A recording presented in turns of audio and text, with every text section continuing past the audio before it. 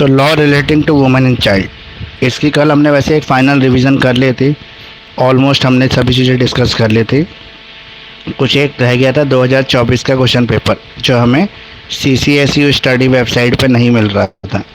तो मैंने आपको कहा था कि व्हाट्सएप पे आप इसको यूट्यूब पे सर्च कर सकते हो। तो यूट्यूब पे ये पेपर है जो इन्होंने स्क्रीनशॉट लेके निकाल लिया है पेपर। तो थोड़ी सी पिक्चर क्लियर नहीं है, लेकिन फिर भी हम कोशिश करेंगे। तो 2024 का पहला क्वेश्चन जो है ये है, what orders are not passed against juveniles. अब क्या लिखा है आगे नहीं पता लग रहा कुछ भी। Sir juvenile delinquents. तो जो बाल अपराधी होते हैं उनके खिलाफ किस तरह के ऑर्डर पास नहीं किए जा सकते। तो जितनी भी हमारी ये जो क्रिमिनल एक्ट के अंदर जितनी भी कड़ी पनिशमेंट है वो सब बच्चों के खिलाफ नहीं हो सकती। मतलब इनको छोटी मोटी सज़ा दी जाती है, वो भी बाल सुधार गृह में रखा जाता है। तो ये उसी में के लिए पूछ रहा है कि ऐसे कौन से ऑर्डर हैं जो इनके खिलाफ पास नहीं किए जा सकते।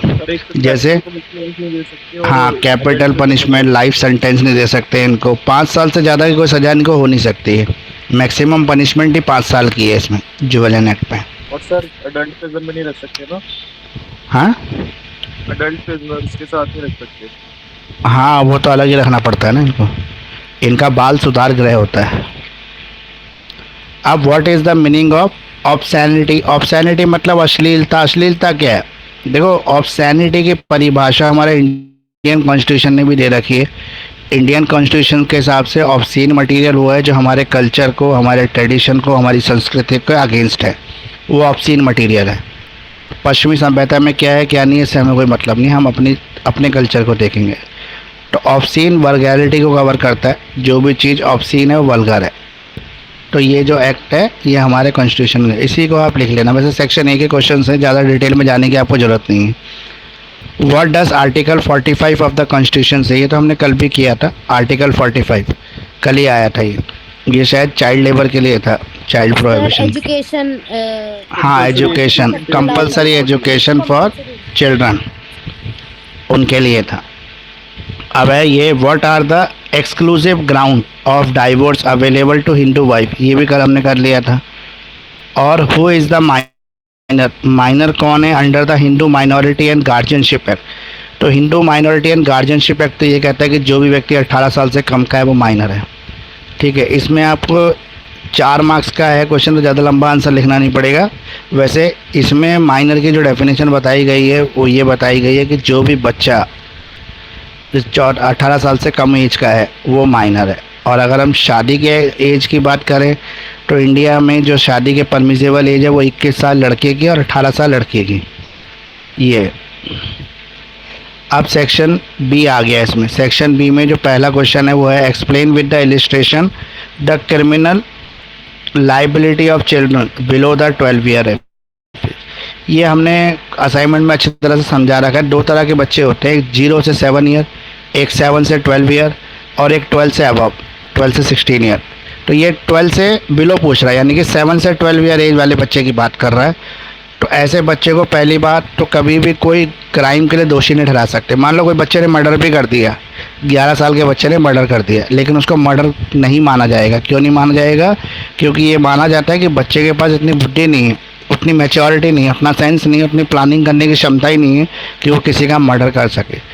क्योंकि हमने एक एक्ट, जो हमने पीनल एक्ट पढ़ा था, यानी कि भारतीय नागरिक सुरक्षा संहिता, या फिर हम IPC की बात करें, इंडियन पीनल कोड की, तो उसमें ये बताया गया है कि एक अपराधी जब भी अपराधी होता है जब उसके एक्ट में अंदर 3 चीज़ें इंक्लूड होती है, मेंस रिया, एक्टस रिया, ये इंक्लूड होता है। अब जो मेंस रिया है, एक्टस रिया है, ये क्या है? मेंस रिया मतलब बैड थिंकिंग, उसने गलत तरीके से सोचा, किसी क्राइम को करने के लिए सोचा, और एक्टस रिया उसने उस एक्ट को परफॉर्म किया, तब उसको सज़ा मिलेगी। अगर ये दोनों चीज़ें एब्सेंस है तो सज़ा नहीं मिलेगी। अब बच्चे के लिए ये माना जाता है, ना तो बच्चे के पास इतना दिमाग है कि वो इस तरह की कोई प्री प्लानिंग तैयारी कर सके, ना बच्चे के पास इतनी एफर्ट्स है कि वो इस चीज़ के लिए तैयारी के लिए जो वेपन्स है, कोई चीज़ है, उसको अरेंज कर सके और उसको परफॉर्म कर सके। क्योंकि बच्चे के शरीर भी कमज़ोर है एक बड़े की तुलना में, इसलिए बच्चे के ऊपर कोई भी एक्ट एप्लीकेबल नहीं, मतलब तो कोई सज़ा नहीं मिलेगी। तो ये बाकी डिटेल में आंसर में लिखा हुआ है असाइनमेंट में, वहाँ से आप देख सकते हैं उसको। क्वेश्चन नंबर 7 है, describe and distinguish between stridhan and women's estate, ये मैंने कल भी आपको समझा दिया था। महिला को जैसे जब हम कोर्ट में डोमेस्टिक वायलेंस का केस जाता है तो कोर्ट स्त्री धन कोर्ट जो होती है वो स्त्री धन की लिस्ट मांगती है। स्त्री धन में वो सारी चीज़ें इंक्लूड हैं जो महिला को एक्सक्लूसिवली मिली हैं, अपने पेरेंट्स से, अपने रिश्तेदारों से, अपने ससुराल से भी अगर कोई चीज़ मिली है तो वो स्त्री धन में कवर हो जाती है। स्त्री धन में वो सारी चीज़ें जिस पर केवल महिला का अधिकार है। मुस्लिमों में चले जाएँ तो महर भी स्त्री धन ही है, जिसे डॉवर कहते हैं, वो भी स्त्री धन है। तो स्त्री धन जो है वो आपके लिए काफ़ी इम्पोर्टेंट हो गया। ये मैंने कल भी बता दिया था वैसे इस आपको। वाले क्वेश्चन में मतलब हिंदू और मुस्लिम दोनों का लिखना है? हाँ, दोनों का लिखो, इसमें कोई हिंदू महिला थोड़ा ना बोला है, हिंदू वुमेन थोड़ा ना बोला है।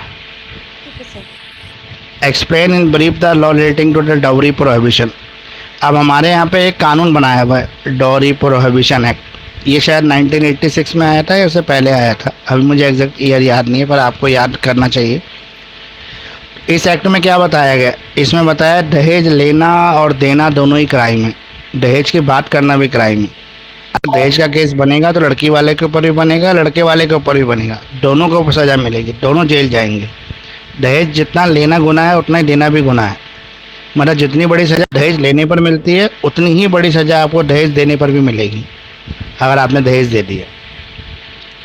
तो ये आप लिख लोगे, ये असाइनमेंट में अच्छी तरह से क्वेश्चन हमने कवर किया हुआ है।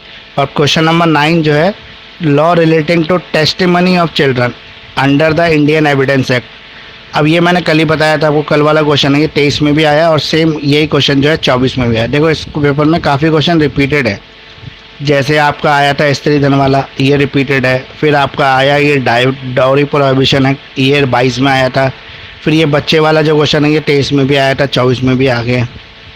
और अब ये जो टेस्टिमनी वाला क्वेश्चन है ये भी रिपीटेड है। टेस्टिमनी मतलब वसीयत के संबंध में, मतलब अगर किसी को हम उत्तराधिकारी बना रहे हैं तो भारतीय का जो है ना, कौन सा एविडेंस एक्ट में, भारतीय साक्ष्य अधिनियम, इसको चेंज करके आप क्या लिखोगे अब, भारतीय बीएसए। हाँ बी नहीं, हाँ BSA लिखेंगे, भारतीय साक्ष्य अधिनियम, भारतीय साक्ष्य अधिनियम लिखोगे अब आप इसको, यानी कि BSA।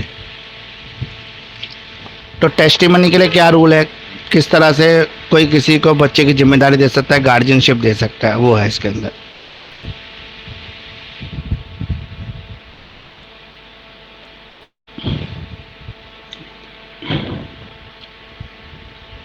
What are the provision regarding the benefits available to a woman worker for miscarriage and pregnancy under the maternity benefit act?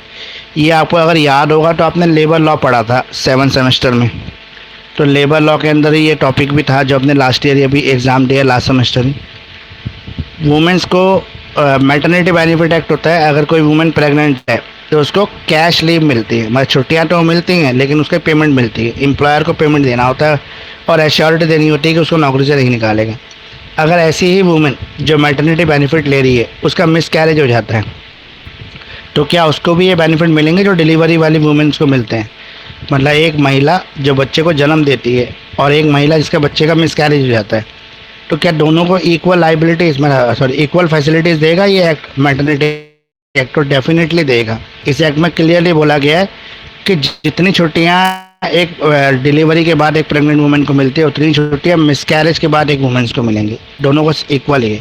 तो आपको मैटरनिटी बेनिफिट एक्ट 1961 पढ़ना पड़ेगा के लिए, जो आपने 7th सेमेस्टर में पढ़ा भी है वो। Explain the aim and functions of national women commission for women.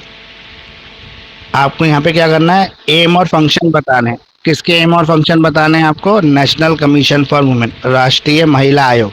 ये मैंने आपको कल भी बताया था, ये क्वेश्चन 22 में भी आया था, ये क्वेश्चन 23 में भी आया था, ये वाले क्वेश्चन ये क्वेश्चन 24 में भी आ गया है।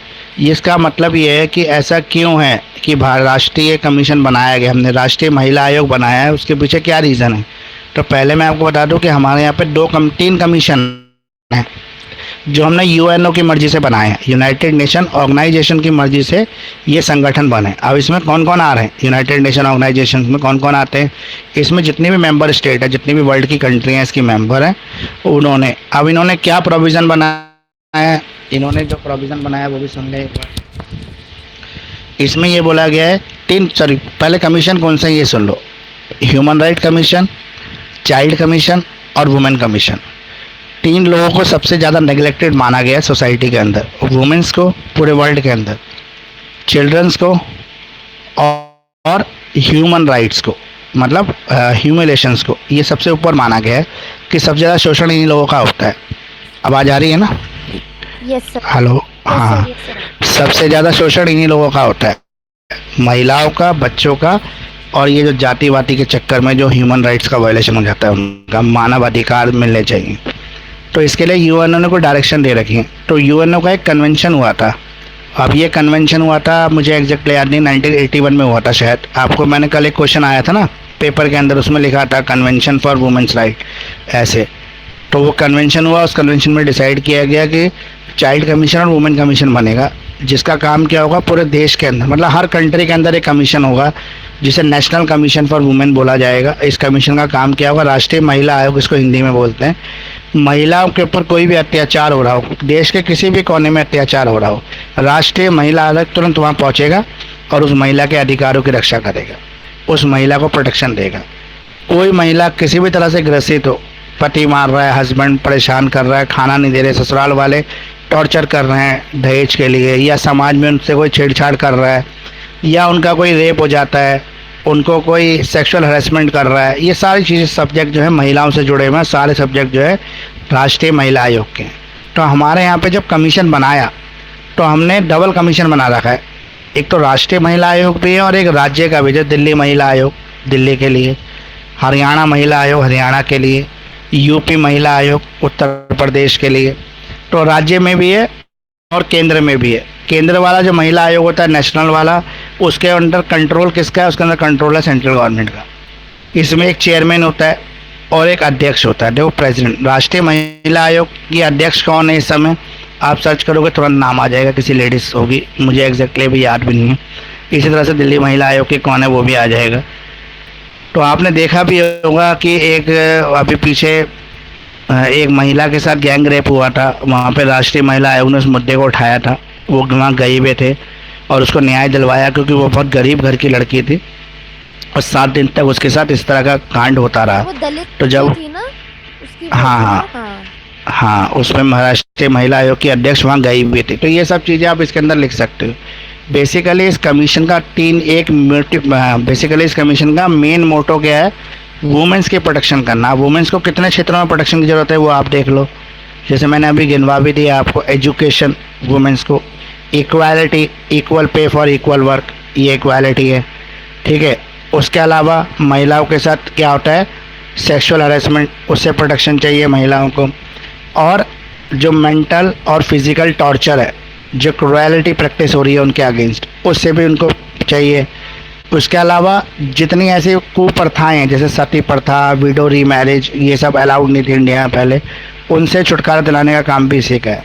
और बेसिकली मेन फोकस इनका वुमेन्स एजुकेशन के ऊपर होता है कि हर वुमेन एजुकेटेड हो। ये आप लिख देना इसके आंसर में। Explain the legal reforms that took place in pre constitutional period with reference to Hindu और मुस्लिम वुमेन। आपके ऐसे कौन से लीगल रिफॉर्म्स हैं जो हमारे कॉन्स्टिट्यूशन आने से पहले ही हो गए थे। ये ऐसा लग रहा है ये पेपर जैसे पूरा हमने दोबारा से पढ़ रहे हैं। ये क्वेश्चन कल भी हमने डिस्कस किया था। कॉन्स्टिट्यूशन आने से पहले किसका राज था, अंग्रेज़ों का राज था, ब्रिटिशर्स का था।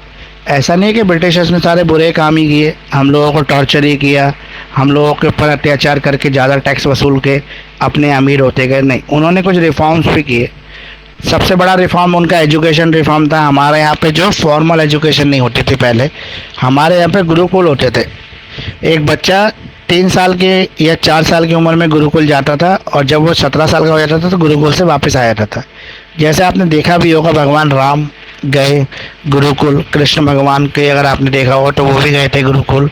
तो सब लोग गुरुकुल जाते थे और वहाँ रहते थे, अपना बचपन वहाँ बिताते थे, ताकि ये स्टेज ऐसी होती है 4 साल से लेकर 14 साल वाली स्टेज, जो आदमी को बनाती है, मतलब बिगाड़ती भी है, बनाती भी है।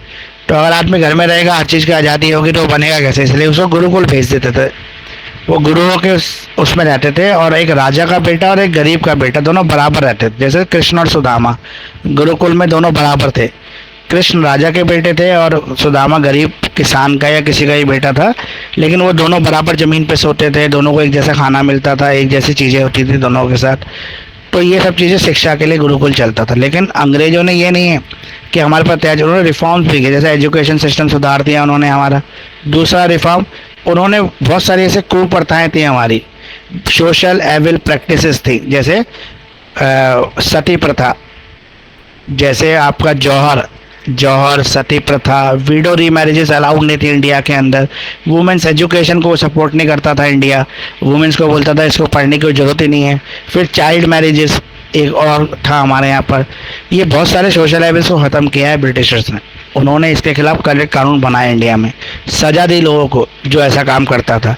पहले क्या होता था कि हस्बैंड वाइफ, अगर हस्बैंड की डेथ हो गई तो वाइफ को जीने का कोई अधिकार नहीं है, उसके फ्यूनरल पर वो जिंदा बैठ के जल जाएगी, मतलब अपनी देह त्याग देगी हस्बैंड के साथ ही, क्योंकि पति नहीं है तो वुमेन्स की कोई इज्जत नहीं है, इसलिए वो मर जाती थी। जौहर, अगर किसी दूसरे राजा ने कब्जा कर लिया तो एक आग लगाती थी रानियाँ, और सारी रानियाँ उस आग में कूद के अपनी जान दे देती थी। ये सब चीज़ें बंद करवाई थी ब्रिटिशर्स ने। उसके अलावा वुमेन्स को इंडिया में पढ़ने का अधिकार नहीं था। इंडिया में क्या, पूरे वर्ल्ड में वुमेन्स को पहले पढ़ने का अधिकार नहीं था, लेकिन पढ़ने का अधिकार भी दिलवाया है ब्रिटिशर्स ने, दिलवाया है उनको। इसके अलावा उनको सेक्सुअल वुमेन्स को पहले सेक्सुअल ऑब्जेक्ट समझा जाता था, सिर्फ एक प्लेजर की चीज़। आज भी देखोगे तो मुस्लिम के अंदर जो लिखा हुआ है वो यही लिखा हुआ है कि वुमेन क्या है, एक प्लेजर का आइटम, मतलब खुशी देने की वो है, सिर्फ उसको इस्तेमाल किया जा सकता है, उसका कोई अस्तित्व नहीं है। तो उस चीज़ से बाहर निकाला है, लोगों की सोच को डेवलप किया है। ये प्री कॉन्स्टिट्यूशनल पीरियड में हुआ है, मतलब कॉन्स्टिट्यूशन आने से पहले हो गया है ये सब कुछ। कॉन्स्टिट्यूशन तो बहुत बाद में आके उस पर चीज़ों को कंट्रोल किया है कॉन्स्टिट्यूशन ने। तो ये भी हो गया आपका। उसके बाद जो लास्ट क्वेश्चन है वो कह रहा है आपका, right a critical note on indecent representation of women, prohibition act 1986। ये जो इनडिसेंट रिप्रेजेंटेशन ऑफ वुमेन है, ये आपने लॉ एंड मीडिया सब्जेक्ट में भी पढ़ा था। जो लॉ एंड मीडिया सब्जेक्ट था उसमें सेम यही क्वेश्चन था, इनडिसेंट रिप्रेजेंटेशन ऑफ वुमेन। इसका मतलब ये था कि वुमेन्स को किसी भी तरीके से अगर आप इनडिसेंटली रिप्रेजेंट कर रहे हैं तो वो प्रोहिबिटेड इंडिया के अंदर। फॉर एग्जांपल, न्यूज़पेपर में औरत की एक आकृति है, मतलब एक पेंसिल से लाइन बनाई हुई है, लेकिन लाइन इस तरह से बनाई गई है कि वो उसकी कुछ पर्सनल चीज़ों को हाईलाइट कर रही है, मतलब वो केवल एक लाइन है, कोई आंखें भी नहीं है, कोई बाल भी नहीं है उसके अंदर, लेकिन उस लाइन के अंदर भी वल्गैरिटी है, मतलब उसके अंदर उसके पर्सनल पार्ट को हाईलाइट किया गया है। तो ऐसी चीज़ें इंडिया में प्रोहिबिटेड है। कोई वुमन इस तरह की फ़ोटो शूट करवा रही है जिसमें उसके उस तरह के बॉडी पार्ट्स नज़र आ रहे हैं जो नहीं आने चाहिए, तो ये भी क्या है, इलीगल है, इंडिया में प्रोहिबिटेड है।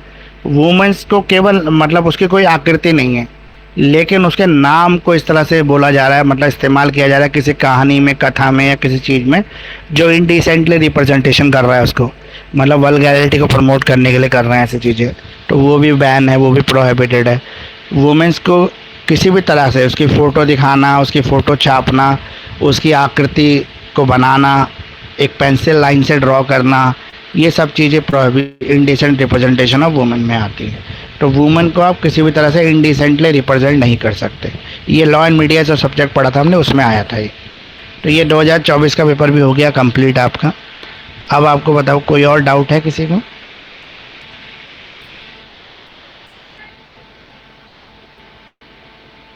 इस सब्जेक्ट में बस एक ही चीज़ ध्यान रखना, आपको आता हो या ना आता हो आप लिख ज़रूर देना, और हर जगह वुमेन वुमेन चाइल्ड चाइल्ड करके लिख देना, आपको डेफिनेटली मार्क्स मिल जाएंगे। क्योंकि वुमेन सब्जेक्ट ऐसा है कि उसमें लिखने के लिए बहुत स्कोप है, बहुत ज़्यादा स्कोप है। क्योंकि हमारे इंडियन अगर हम बात करें तो हमारे यहाँ पे 200 साल तक नहीं और भी ज़्यादा, 18th सेंचुरी तक वुमेन्स को जो है एक सेक्सुअल और प्लेजर ऑब्जेक्ट माना गया है। ठीक है, औरत की सिर्फ बहुत पहले चले जाए सतयुग में तो वहाँ थोड़ी बहुत रिस्पेक्ट है, सतयुग के बाद दूसरे युगों में आ जाते हैं तो वहाँ पे औरत की रिस्पेक्ट धीरे धीरे ख़त्म होती चली गई, उसकी कोई रिस्पेक्ट नहीं बची, उसको केवल एक यूज़ करने का आइटम बना के छोड़ दिया गया। और ये इंडिया की नहीं है, ये बहुत पूरे वर्ल्ड की यही कहानी है, सेम है। इंडिया में बहुत सारी ऐसी महिला जैसे सावित्री बाई फुले, ठीक है, इन्होंने क्या किया है, ये गर्ल्स स्कूल चलाती थी, तो इनको पूरा समाज जो था ना वो गालियाँ देता था सावित्री बाई फुले को। ये जब जाती थी अपने घर से तो लोग कीचड़ फेंकते थे इनके ऊपर, ये पढ़ाने जाती थी तब, तो इनके ऊपर कीचड़ फेंकते थे लोग और इनके सारे कपड़े गंदे हो जाते थे स्कूल पहुँचते पहुँचते। ये स्कूल में एक अलग से कपड़े लेके जाते थे थैले में, उसको चेंज करते थे फिर लड़कियों को पढ़ाते थे। मतलब उन्होंने इतना स्ट्रगल किया है लड़कियों की पढ़ाई के लिए। ज्योतिबा फूले, सावित्री बाई फूले, एक दो नाम और है, B R Ambedkar. B R Ambedkar ही पहले ऐसे व्यक्ति हैं जिन्होंने इक्वल प्रोडक्शन नहीं sorry equal pay for equal work जो ये कानून था ये बनाया महिलाओं के लिए। उसके अलावा वुमेन एजुकेशन के बहुत बड़े सपोर्टर भी थे बी आर अम्बेडकर। तो बी आर अम्बेडकर ने भी बहुत महिलाओं के लिए काम किया है और सावित्री बाई फूले, ज्योतिबा फूले, इन्होंने भी बहुत काम किया महिलाओं के लिए। तो महिला एजुकेशन जब से आई और प्रमोट हुआ तो अब तो आप समझ रहे हैं सब कुछ चेंज हो गया।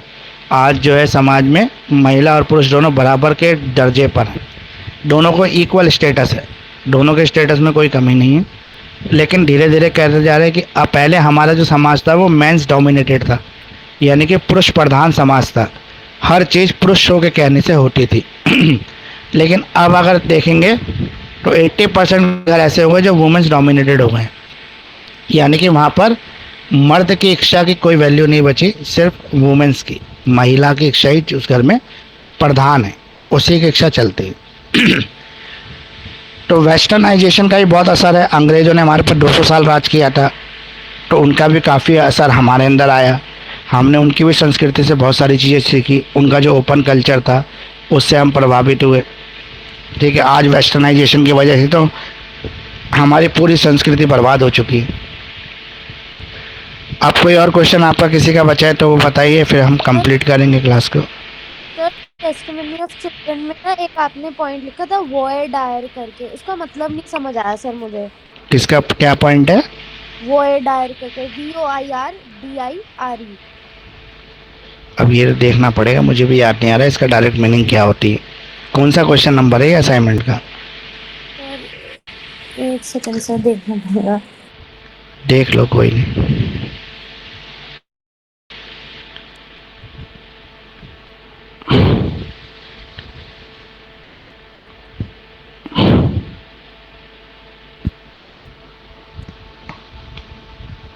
टेस्टिमनी तो वही होता है, वसीयत बनाना।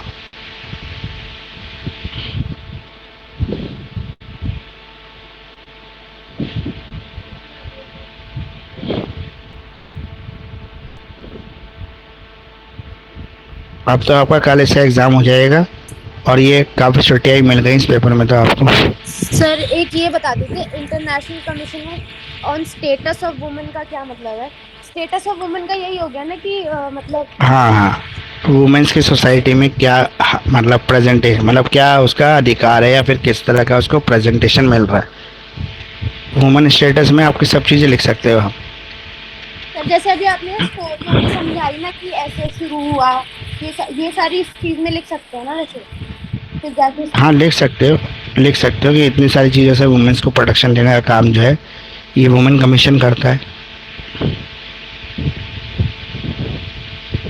सर जुवेनाइल जस्टिस बोर्ड क्या होता है, बेसिकली हेल्प क्या करता है? जुवेनाइल जस्टिस बोर्ड बच्चों के क्राइम को कंट्रोल करने का काम करता है, जो बच्चों में क्राइम होता है उसको, और ये जो मेंटेन भी करता है, जैसे बच्चों की जेल होती है, इनका जो अनाथ आश्रम से होते हैं उनको भी मेंटेन करता है ये बोर्ड। ये गवर्नमेंट की तरफ से बनाया जाता है, सेंट्रल गवर्नमेंट की तरफ से। वो नहीं मिला, फिर कौन सा क्वेश्चन है वो? सर मुझे तो नहीं मिल रहा, कोई बात नहीं सर, मुझे जो मेन थे वो आपने बता ही दिए सर।